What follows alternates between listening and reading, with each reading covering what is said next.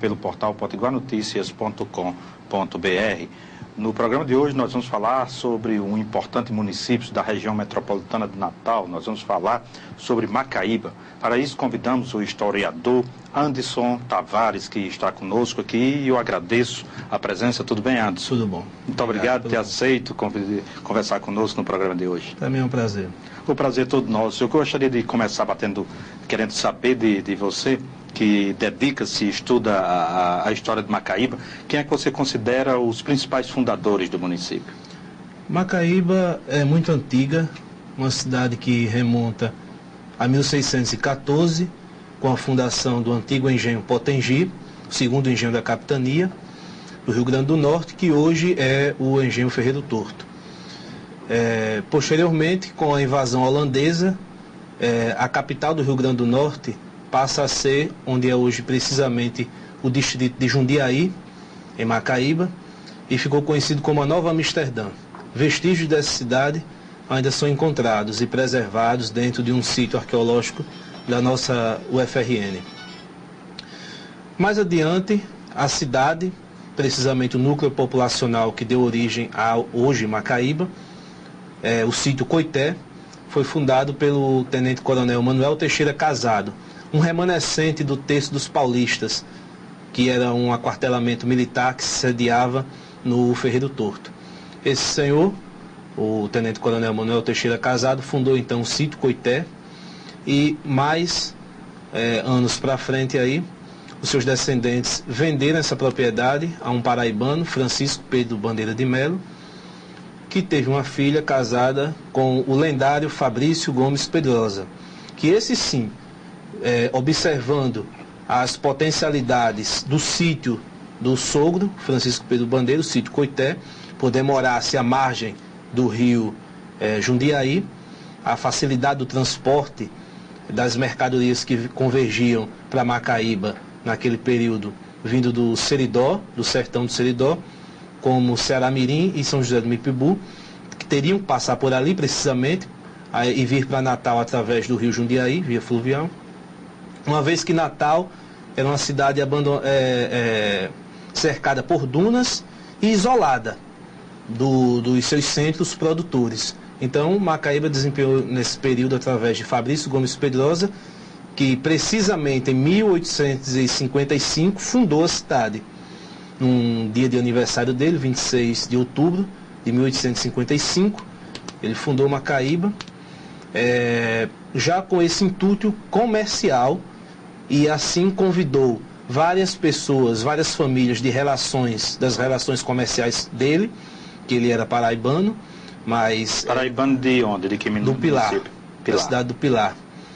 E ele, então, comercializava com algumas famílias, convidou essas famílias, algumas aceitaram o convite, outras não, e se estabeleceram em Macaíba, fundaram o povoado em 26 de outubro de 1855, quando ele então faz aquela festa, enfeita uma Macaíba, e a partir daquele instante ele muda o antigo nome Coité para Macaíba. E a inspiração do nome vem de onde? Vem de uma palmeira Macaíba, que ele mandou trazer lá da Paraíba, plantou no comércio dele. E Coité também era outra planta. E Coité, né? Também era uma planta abundante lá na região de Macaíba, típica da região. A Macaíba não, ela foi trazida por esse comerciante Fabrício Gomes Pedrosa. O rio Jundiaí tem um papel fundamental, né? Quer dizer, o transporte de Natal estava isolado porque não havia estrada. Já a Macaíba dispõe do rio. O rio é por onde se fazia o transporte das mercadorias. Isso, exatamente como eu ia falando.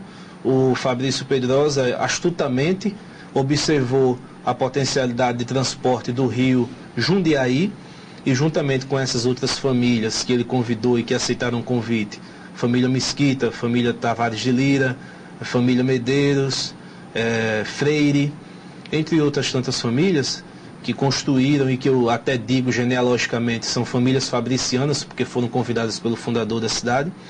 Esse pessoal passa a receber as mercadorias vindas do Seridó, vindas de São José do Mipibu e Ceará-Mirim, que eram os centros produtores da cana-de-açúcar, e transportavam, faziam transporte, recebiam essas mercadorias, estocavam em armazéns da cidade e transportavam para Natal via o Rio Jundiaí. Daí a importância econômica do Rio Jundiaí para a economia do Rio Grande do Norte. E aí, em torno, passou a se desenvolver também o comércio. Sim, aí com a vinda dessas mercadorias, esses comerciantes precisaram se estabelecer na cidade.